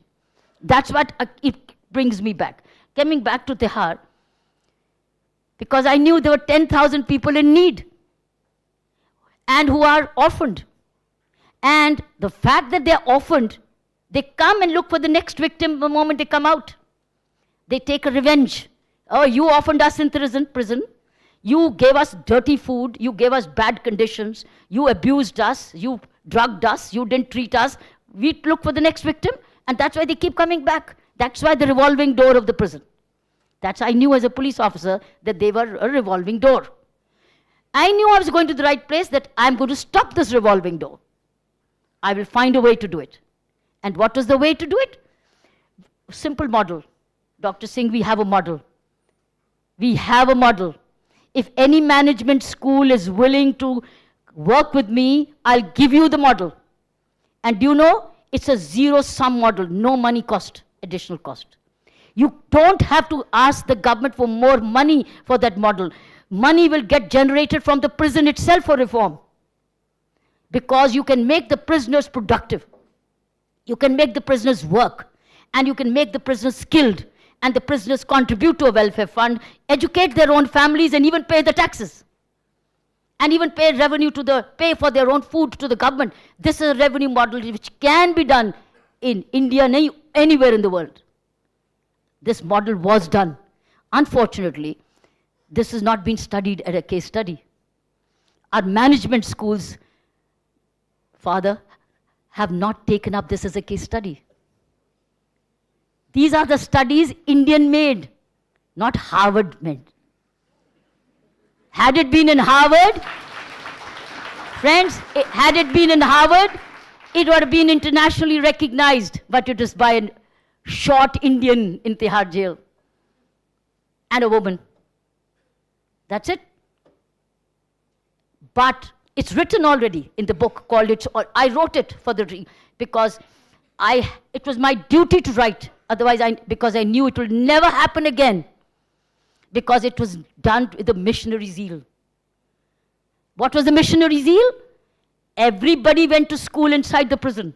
Everybody. 10,000 people. Can you imagine? How many do you have here, students? Okay, I had 10,000 students. 10,000 prisoners were my students, Father. And they all went to school. What school did they go? I categorized them into illiterate, literate, semi-literate, high literates, needing skill, language, etc., foreigners. I categorized them. Now I've categorized them, what do? I didn't categorize them by crimes. I categorized them by literacy levels. Then what did I do? I went back to the schools outside Delhi, inside Delhi, said, donate me used school books. You don't need when your children go to the next class. Donate me old school books. Don't sell it to Radiwala. Send it to me. I'm the Radiwala. Send it to me. Truckloads of books came to me. And I opened godowns of primary school books, middle school books, higher school books, English language books, and literature books, etc. Opening libraries inside the prison. But then I gave those donated books to these prisoners. Right? And this flow, and the copy books and the pencils all came in the bags. They came with bags, school bags. So bags were donated to the primary, to the every day, 9 till 11, prisoners sat in a school inside the prison. 10,000 prisoners sat without any riots, any disorder. In classrooms, where did the teachers come from? There was no budget. Prisoners became teachers. It's like your elders teaching the youngsters. I made the educated prisoners teach the less educated. They were there. So they were lawyers, all professions were, it's a society. So I made a panchayat of teachers, a coalition of teachers, trained them, briefed them, prepared them, and took them to make them to take classes. 9 till 11 a.m., it's a case study. 9 a.m. till 11 a.m., the entire prison was a school. Where were the classrooms? Somebody's under a tree, somebody's inside a barrack. They're all there, out there, all classes. And where's the headmaster? I'm the headmaster. Every day I would walk my prison and watch the classes going on. And they were all 9 till 11. Why 9 and 11? Because 9 to 11, because 12 o'clock is their lunch time. And before that is their court time. So let the people who have to go to the court dates go. 9 to 11, those who don't have the courts sit in the class. And teachers had their attendance sheets. And I used to see their attendance sheets. It was written P, I would check, present, P, and one was said B. I said, what is B? Bimar. So even Bimar was mentioned. And then I said, अच्छा बीमार कहाँ है वो barrack में? Madam, वो barrack में 6 number barrack में सो रहा है. I would go to the soul number. Hey, सो रहा है क्यों? उठा, उठ. मैडम मुझे बहुत बुखार है. दो डॉक्टर आया नहीं है. तो अब पता करूं डॉक्टर क्यों नहीं आया? सी और जेन्युइनली बीमार है कि चोरी का बीमार? उनको पता था ये तो हेडमास्टर आ जाएगा क्लास में पता करने के. कहाँ गया बच्चा? स्टूडेंट. मेरे लिए स्टूडेंट्स है. So 9 to 11, Dr. Singh, it was a school. And what books did they read? They got the books. And they got all the comic books. The publishers donated. Everybody donated. I collected, as I said, zero sum. Did not pay for teachers. Did not pay for books. Did not pay for stationery. And did not pay for infrastructure. They sat as a culture, Indian culture, where you sit under a tree or you sit anywhere and study. And then They would count. So evening was festival time, spiritual time, discourses time, reflection time, ethical therapy time. Many of them were asked to do ethical therapy, means quietly sit, ask yourself, what did you do? Did you do right or wrong? मुझे नहीं बताओ तुमने क्या गलतियां की, तुमने murder किया, तुमने चोरी की, तुमने की कि नहीं की, मुझे नहीं बताओ, अपने आप से पूछो. So they would sit quietly for 10-15 minutes. They started asking themselves, मैंने किया या नहीं किया.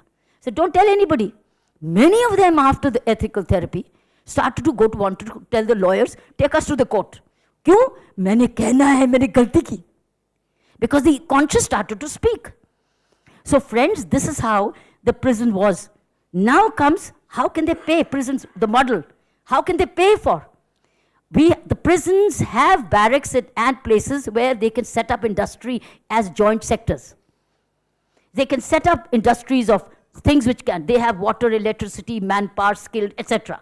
So they can put up cottage industries inside, and those products can come, and prison can give the manpower, and they can then work as prison industry, and the owner can give them wages, and some of the wages can go back to their families to educate the children, and some of the wages can be kept as their security. If you want, they can pay something to the government for school if they want to. They can earn. That means you are encashing their time. Where is the money again? There's no revenue. There's no budget asked from the government. Why can't we do this? You have manpower. You have 12,000 in Tihar. You have 12 to 13,000 men and women inside the prison. 24 hours of the day. Millions of hours are going down the drain. Why can't we capitalize on this time? By skilling them, educating them. And then when they out on bail, let them go with the skill. At least they're not going unskilled. Many of my prisoners would go with a bag outside. And many of my warders said, ma'am, वो bag लेके जा रहा है, bag लेके जा रहा है. ऐसे बड़ा अच्छा है, ले जाने दो. क्यों? क्योंकि जाके बताएगा तो सही, मैं पढ़ के आया हूँ. Many prisoners wanted to take. There's a model, and it's written in the book. It's always possible. But not a single management school thought of worthy of reading it. Friends, we have models. Do you know? Even your prosperous Puduchery, where's the book? That book is a model. It's a model in governance. I've written it all. Even this is a model in governance. How can a governor can lead itself to a clean Puduchery, green Puduchery, water-rich Puduchery. It's all written. It's a model. This is a model in governance. I'm not here to promote my books, etc. All I'm saying, since you asked a question, it's a zero sum. And Indian culture-based. Why? Because Indian prisons are not violent. I've seen American prisons and British prisons. Scary to go to American prisons. Very scary. Very, very scary. But you can walk Indian prisons and not get scared. It's Indian culture. Why? Because Indian culture is not weapon-based. We do not give weapons to people. It's non-weaponized community. Even to get a weapon license of a revolver, you have to go up to the Prime Minister's office. You won't get it. Weapon giving. So we are culture-based. And this culture can certainly cover entire Asia. It can even cover certain parts of Africa. It can even cover Japan up to this. This is a model which can be followed as an Asian model. Because Asian culture is almost similar. Spiritual in many ways. Community-based. So I evolved a model, and I called the model called the 3C model. Collective, corrective, community-based. It's collective because of panchayats and prisoners working together. Corrective because that was the objective. Collective, corrective, community-based. Because I brought lots of NGOs from outside to come and serve inside the prison. Many good teachers came to serve. Festivals were celebrated. It was very, very festival. Christmas hai to mana rahe hain. Hindu festival hai, Gurpurab hai, Eid hai, every festival was celebrated by community coming from outside with all the goodies. And everybody had enough to eat. So Tihar did call me. It's a fact. And I was at that stage when I was moved out, was to bring in corporate MOUs to work together for economic development. by the time I left. But good things happened was that Indira Gandhi National Open University and National Open Schools opened shop there and offices, and they all started to learn management, BBAs, and computers, etc. That they did. There was a gentleman called Dr. Pillai from Kerala. He opened the IGNOU branch while I was there. So we had certain developments which are continuing. We opened meditation centers inside the prison, which opened up. So a lot of things happened at no cost to the government. So tell me, should we not look at a model which has costed the government nothing, but has only been community-based, collective and corrective? How did it happen? How could such a system happen? It was one woman army. One woman army, how? One woman army where she or he, whoever it is, walked the prison daily. That's why I'm telling you, walk the prison. But it was 1 plus 5. Which were 5? 1 plus my 4 wonderful superintendents and another deputy. We were a team of 1 plus 5. It's written in the book, the roles they played. So it was a team. So 1 plus 5 can change the situation of 10,000 prisoners. Not a riot. Nobody died. Drugs went away. It became a no smoking zone. No smoking is allowed inside the prison. Go to certain Western prisons. You cannot enter the prison. It smokes. You are breathing. You are negative. You are doing passive smoking. We have a model. Provided it is studied. It's presented as a pride of Indian model, but it's buried. It's lying there. Maybe after I'm gone, somebody may unearth it and find out. What's the point? Please talk about it while I'm still around to clarify for you. Yeah, answer your questions. So case study is this. So is this. How people can be served with a transparent government. How did we create a grievance redressal system where every complaint received in the governor's office was addressed, documented, and resolved?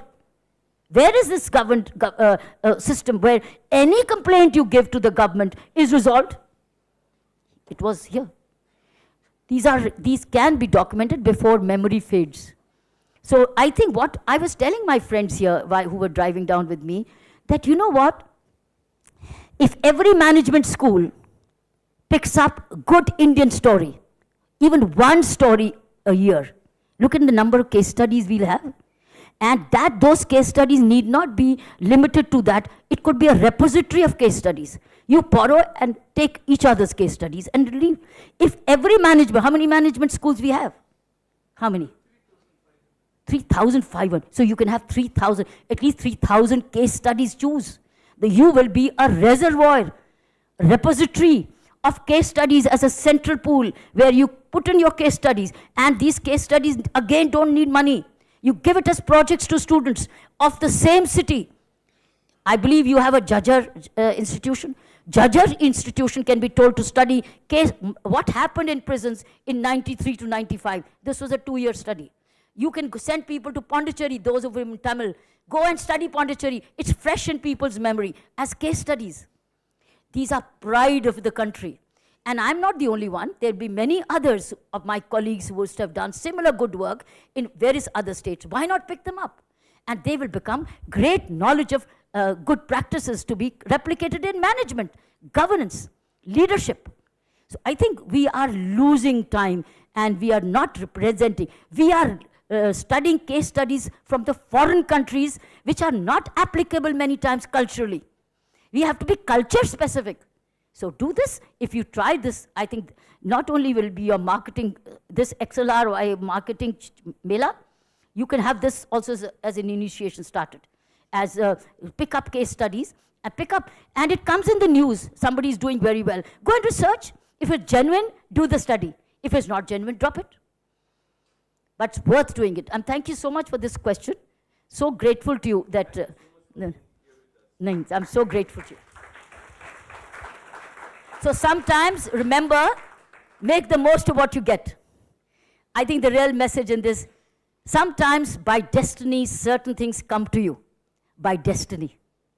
By destiny, just look at, this is what I followed in my life. Sometimes, certain things just come in. And I ask myself, why has it come?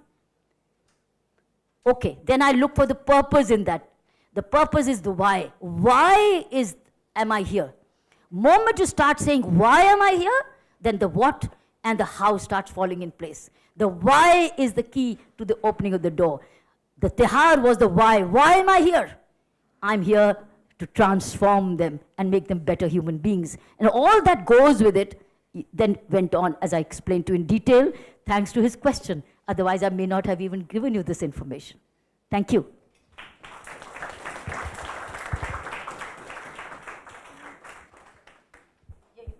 Hello. Hello, ma'am. This is Ashwini Andhare. Thank you, ma'am, for gracing us with your presence here and inspiring us through your speech and incredible stories. As just now you talked about the purpose. So I have one question for you. As a students and also as we are youth, we are growing ahead and we are understanding that we are growing from unknown to known zones. We are getting to know a lot of things. We are getting a lot of experiences in life, and sometimes it can become overwhelming. It can be distracting experiences as well, where we are ahead and focused on our purpose, but we can get distracted sometimes. So how someone can remain focused as you were while doing the all work which you have done? That's my question. Thank you so much. Very simple. Ask yourself in your silent hour, what's distracting you? And your conscience will tell me, oh, I spent longer than required on watching only the reels. Or I spent so much time more and interrupting myself watching reading the emails. Or I was studying, but I kept keeping my notifications on and I kept getting distracted to see the notification. Ask yourself. That solutions lie with you then. You alone know what's distracting you. You say distraction. Right. Then only you know. I cannot know what's distracting you. Yeah. So just pick up a piece of paper, analyze your day. How did you spend your day? Right. Oh, I spent 40 minutes here. Another in between 40 minutes, I spent 10 minutes there. And I got distracted. Then I did this and I got distracted. If you had a plan of the day and then you could not fulfill it because of distractions, write down which of those distractions. Now you need to attend to the email, fine.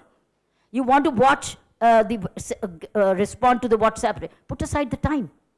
Saying, okay, I will do my emails from now 4 to 5. Till then, I'm putting it aside. I will answer my WhatsApps between that 15 minutes, put it aside. That calls for personal discipline. So you alone know your distractions to keep your focus. And you start dealing with your distractions day by day, day by day. A time will come when this will not distract you. You will stay your focus, and then you'll reward. You'll say, oh, I got it. I did my part. In fact, many researchers are people, they plan their priority for the morning before they sleep. And the first thing they do was, before they start getting distracted, thing first. And that's how they say, my major work is done. And then they plan to go. So, this is tired, I think. is to identify your distractions and deal with them.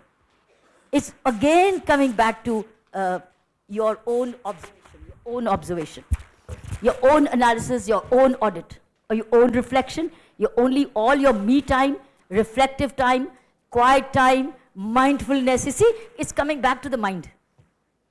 So it's your own self-discipline.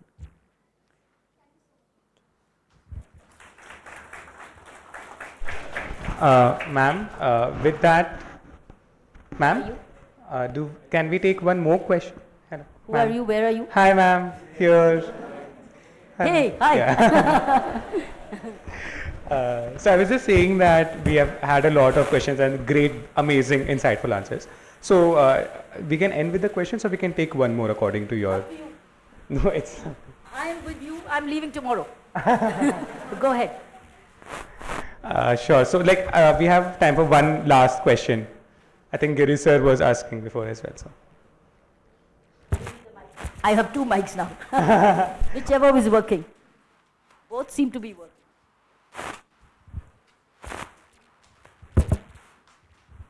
Good evening, ma'am. A really inspiring speech, and really fortunate that I could sit through this session. you are here and all of us have witnessing the way you're living a very purposeful life. And but in the business schools, very often the models of success that are shared are very different, right? Even when you go and have a distinguished alumnus getting rewarded, quite often they are vice presidents or presidents or businessmen, right? So very clearly there is one model of success or one path that is very often shared, discussed and celebrated.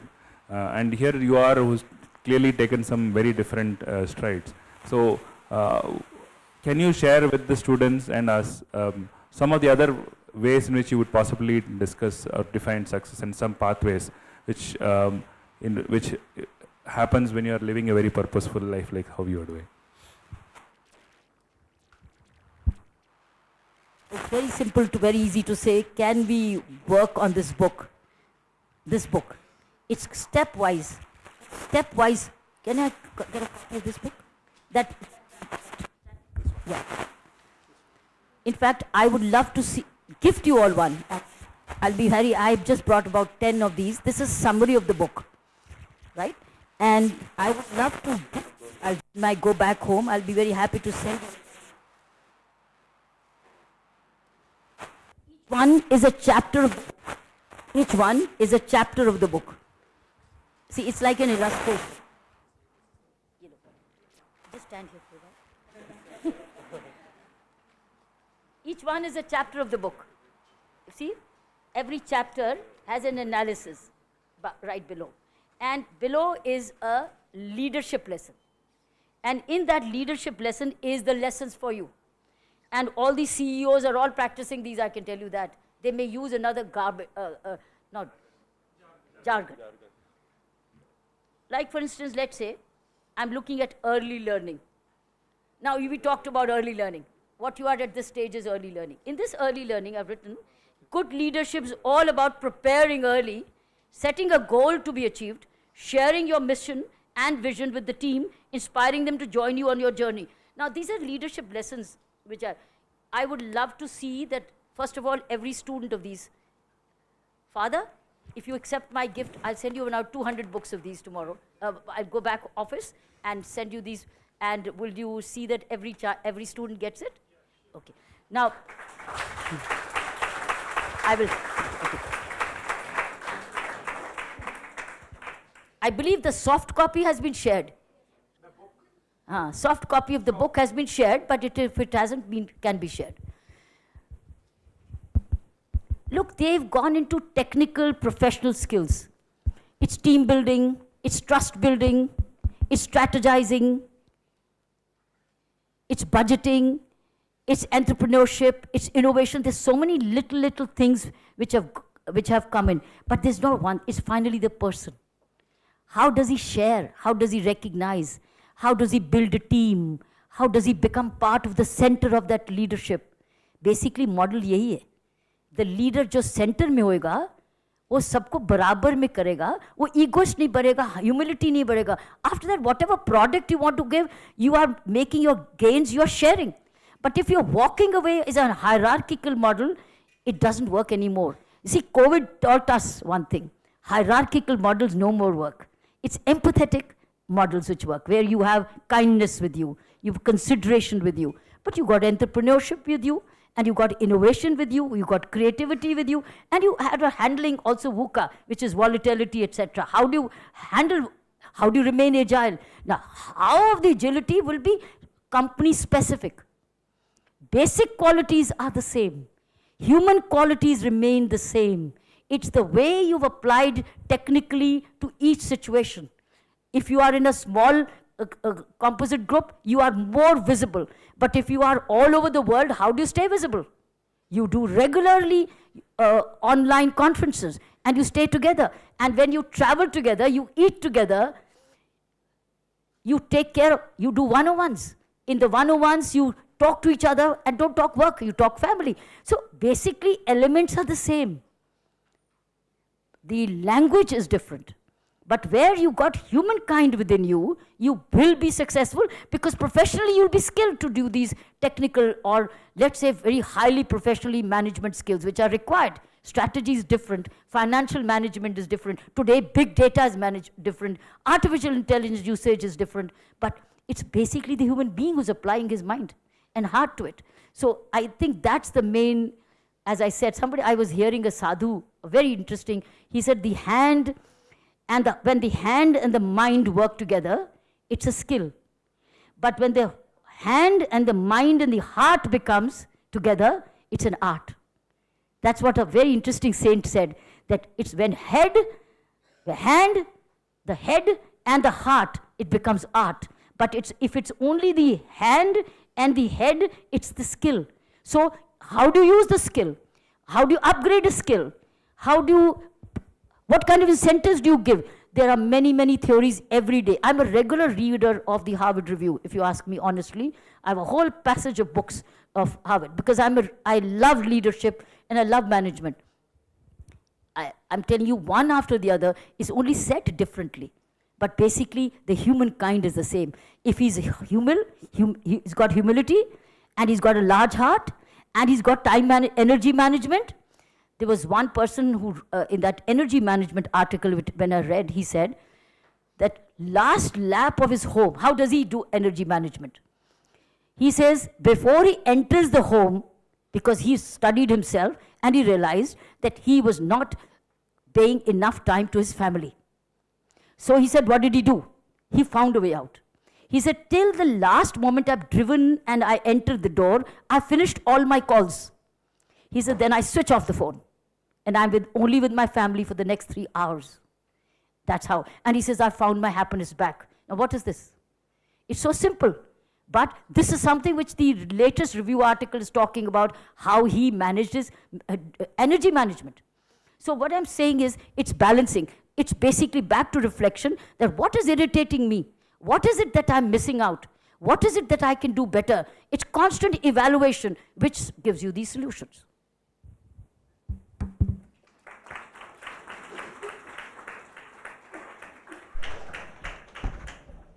Thank you everyone for your questions, and of course thank you so much, ma'am, for the greatly insightful and such answer in such details, right?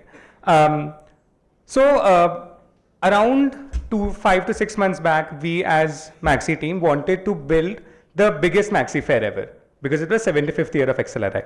And what we had in mind was to inaugurate the Maxi fair in a way which has never been done before, with someone who could share their experiences.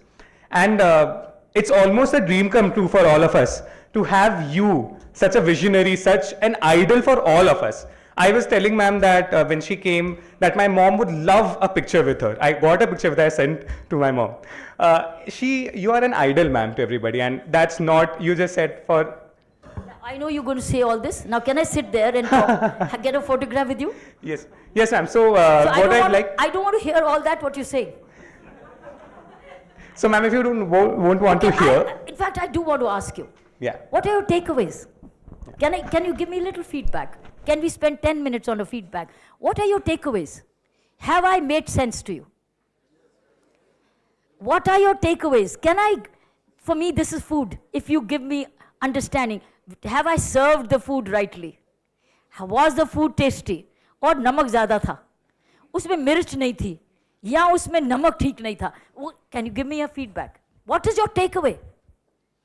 What is that one thing will bring in a change inside you, and it will probably, a seed has been sown. Go ahead. Loud. Up, stand and speak. Biggest takeaway. The biggest takeaway for me was Mike. because I'm an aspiring entrepreneur, and I've run my own business before coming here for 2 years.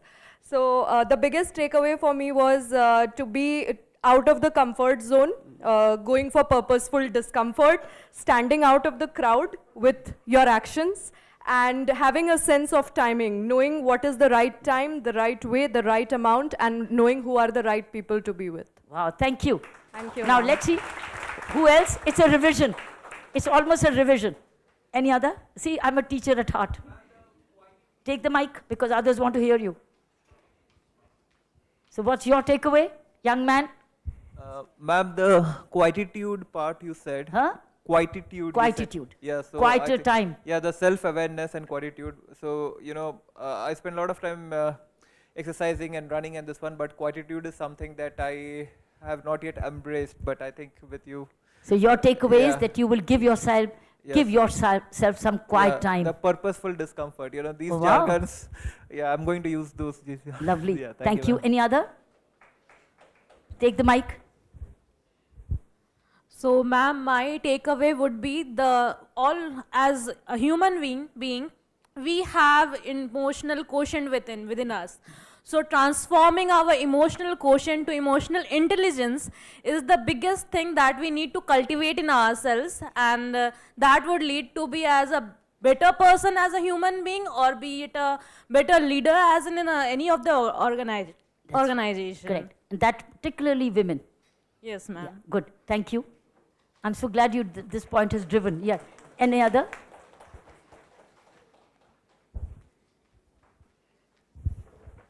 Thank you for inspiring me to take a feedback instead. नहीं तो तुम मेरी बातें ही बोलता रहता. I think what you said right at the beginning, that you didn't take up civil services to become the first woman there, but you did it and then became the first one there, is what struck a chord. So I think my takeaway is that the intention to do something is much more important than thinking about the outcome or where will that take you. Fantastic. Super. Good. So it's all been, sir, it's always been your management class. Superb, I'm so happy. Okay, go ahead. My takeaway would be to understand that I am the chosen one and then build upon. Wow, you're the chosen one. Good. That every one of you must take away. All of you sitting here, whatever age group you are, like me, we are the chosen ones. That's why we're here. Lord chose us to be here. God chose us to be here. Nature chose us to be here. Divinity chose us to be here. That's how we're here. We're not by accident. We have been chosen. Next. Any other? Thank you. All different feedbacks. Either say? I think my key takeaway was don't wait for acceptance. Keep working and keep delivering. Yes. Don't wait for approvals and acceptance. If your conscience is right, be confident and go ahead. And you can make a mistake. Go ahead and correct it. Say, I made an honest mistake, but I tried. But not that I was afraid even to try. Yeah? Next, somebody, you raised a hand? You raised a hand? No? By chance it raised? Nobody else from this side? Yeah, go ahead. Thank you, ma'am. My key takeaway was the experience that you shared about Tihar jail. Oh. And I was really inspired at how a place like a prison can transform into an educational place. And I would really like to read about that model and try to implement it. Get that book. It's always possible. It's of Sterling Publishing. Sure, ma'am. It's available on Amazon. By chance it's out of print or something, I'll be happy to send it to you. Sure. Even a soft copy. Thank you. And it has the model in the end, all the 3C model, collective, corrective, community-based, where I've drawn a ship, where all of them are sailing together, from vulture culture to everybody becoming a ship, and at the head of the ship is the Director General of the prison, and everybody prisons are below, and the NGOs are there, and the teachers and all these activities. It's a ship sailing on the rough seas. Thank you, ma'am. Would like to read about. Okay. Thank you. Yeah. Mike, sir, your professor. Yes. If professor has a feedback, then I'm pass. So my takeaway is from all this discussion I was hearing, how confident you are about what you have said. You should always be ready to take feedback. So that's what you are doing. Oh, great. Yeah. I think that's a wonderful thing. How wonderful you are, said it right. Feedback is a very vital part of leadership. So take it as it comes so that you can do it better next time and do more. Feedback is a part of administration leadership. Seek it. Seek it and ask questions as a leader. Seek feedback, ask questions, which I missed out on saying. You said it. Ma'am. Oh, your director's a feedback. I teach leadership and ethics also. Yes. And what I was remembering, repeatedly you mentioned one point which Plato insists. Ethics is what is the right thing to do. Yes. And Plato's answer is, you know it. Yes, And yes. that was the only explanation given. Perfect. And so many examples you gave us. Yes, yes. You know it. What is the right ethics is right thing to do, and you know it. And how do you know it? When you sit quietly and listen to your conscience. That's when you know it. I think there is one more student. Hello. Good evening, ma'am. I'm Yash. I'm from the Maxi team itself. Ma'am, right when you said that you would be coming for the inauguration, the entire team was buzzing, and I remember all of us being really, really excited that we would be having you. So thank you so much, ma'am, for coming to Jamshedpur. Now, what's your feedback? Yes, ma'am. Coming to the feedback, ma'am. A point that you mentioned that you need to understand the person before you come to a solution, and understanding the context. I think that is something that I would personally want to implement. So thank you so much, ma'am. Okay, I'll tell you, I'll give you an instance of this from Puduchery times. As its administrator, who were also called the Lieutenant Governor, as its administrator, I was very principally ensuring that the public money goes rightly to the public. Whereas there were certain practices in the past where money was handled from one head to the other in an unprincipled way to meet certain exigencies or certain populism. And it was acceded sometimes by the bureaucrats. So, but the financial final approval to change was only with the administrator, which was me at that time. The past was continue to juggle to meet certain needs of the people, needs of the voter needs. Whenever the file came to me, I did not approve it. I did not change. Why? Because the budget had been approved by the assembly. And if you want to change from one head to the other, you have to go back to the assembly because it's people's money. And bureaucratically, and politicians sitting in it cannot do it. Go back to the assembly and change the head. But they would not go to the assembly because there's opposition also sitting there, and there's another department. From here the money is being taken and passed on to somebody else. He'll say, why is my money being taken to another department? I'm to spend. So when I declined it, there was quite an uproar. In fact, this book is full of those chapters which these uproars happened, one after the other. What happened? What happened? They tried to understand me that I'm going to be ethically, rule-wise, principally right.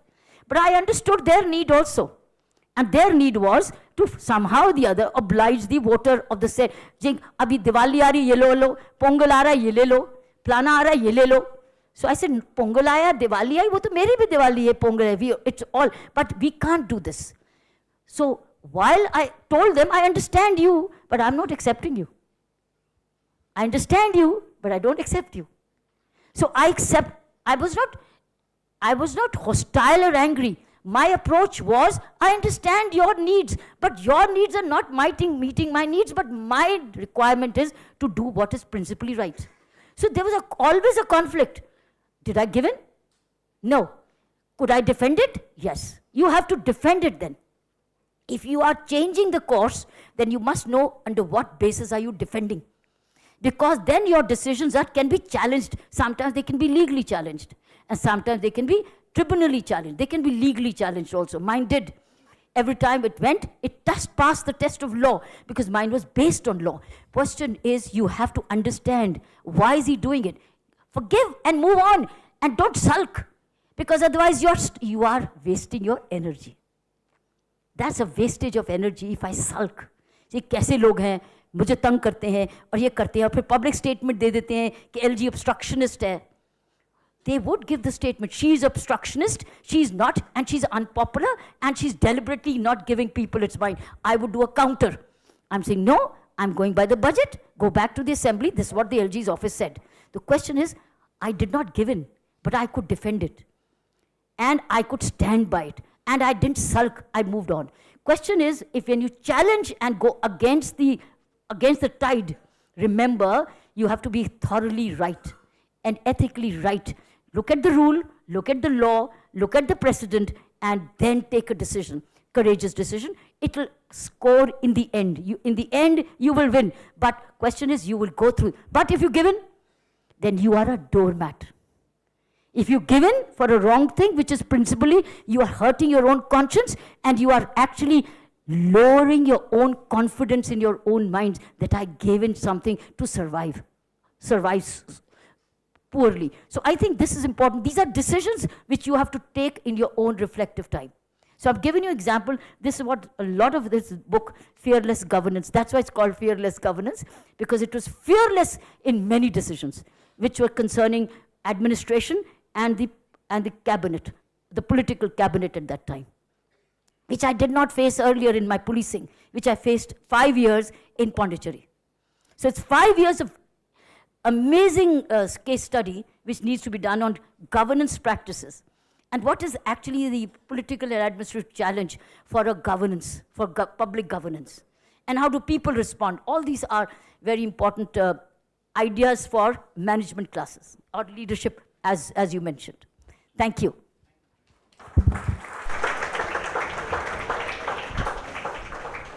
So ma'am, before we move on, my biggest takeaway, as you started with me, was when you said that you have to prioritize something depending on what stage in life you are. And when you are doing what is correct by the time, you are ahead of your times.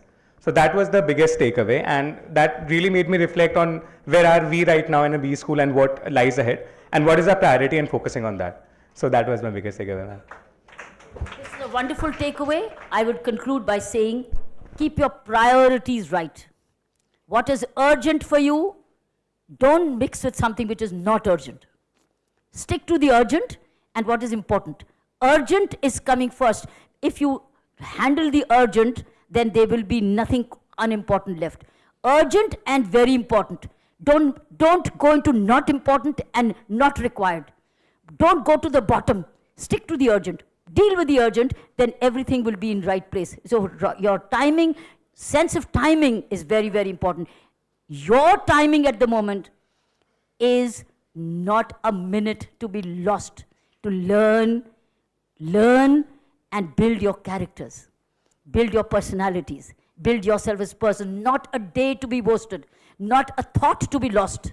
And train your mind to be alert and send you a notification. Your mind should send you a notification, hey, this is not right, this is not fitting the time. So you should be able to now deal with that notification. Don't switch off your notifications. Keep your mental notifications on. And in mental notifications, when you reflect, stick to your priority. Priority is your student life right now. And your personal lives have to fit in very well. See that what you compromise and what you don't. If that's your priorities, how do you make it professionally sound? Build your professional skills well along with personal skills. If you don't do that and if you compromise, then you'll stay compromised. But if that's professional life is your priority, then whatever you will give more, you will get more. In whatever aspect you give more, you will get more. So now, when you're getting, see where did you give more. If you gave more to that, you will get more to this. So what is it that you want? Give more to that focus and balance the rest of your lives by energy management. But don't compromise on health, emotions, and your purpose. Thank you. I would now like to call the Panshi for a token of appreciation. Father George, if you could come here. I want to sit there and have ma'am, you could come down. Father, can I sit there and have photograph? Yes, ma'am.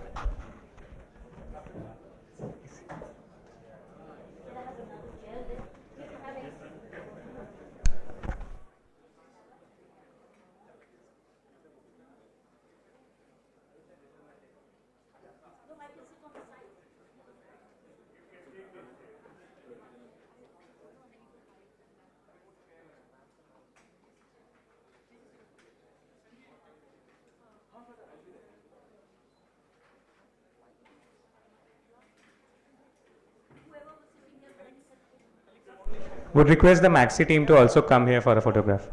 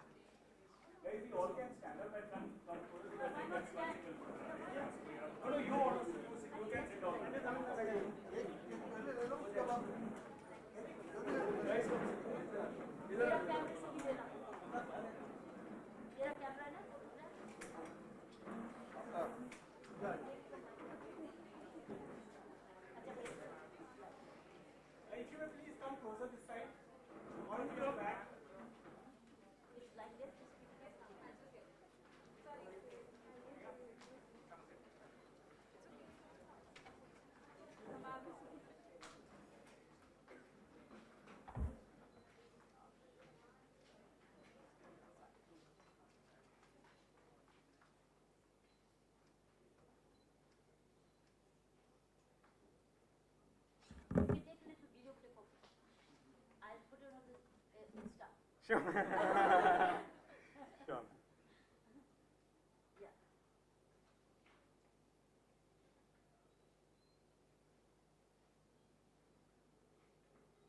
Why are you silent? Thank you.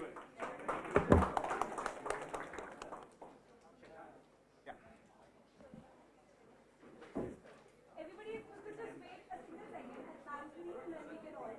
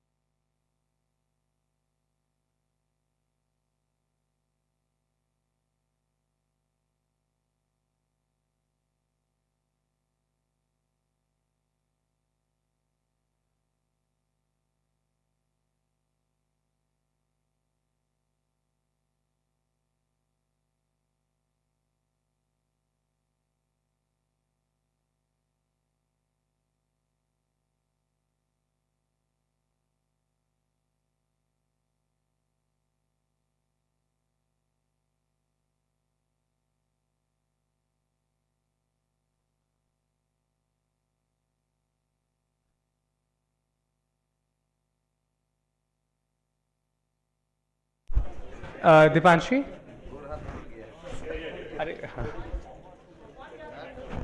Would request Director Father George to please provide ma'am with a token of appreciation.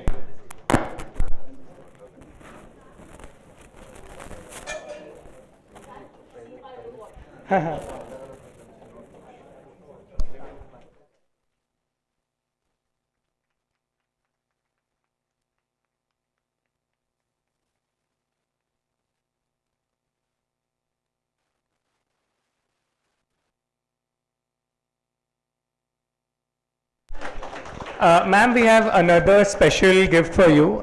We have a special painting made for you, and if you could have, yeah. Miss Suman has painted this picture of you, ma'am, and she would want to provide. Yes, she painted it. She's a local artist from Jamshedpur, ma'am, and we can open it, yeah.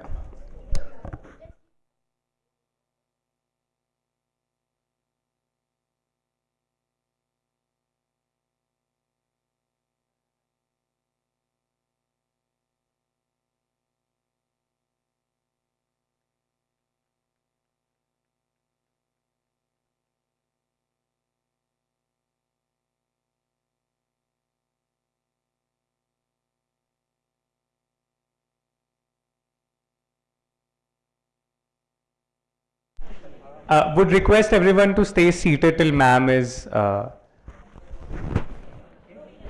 escorted to.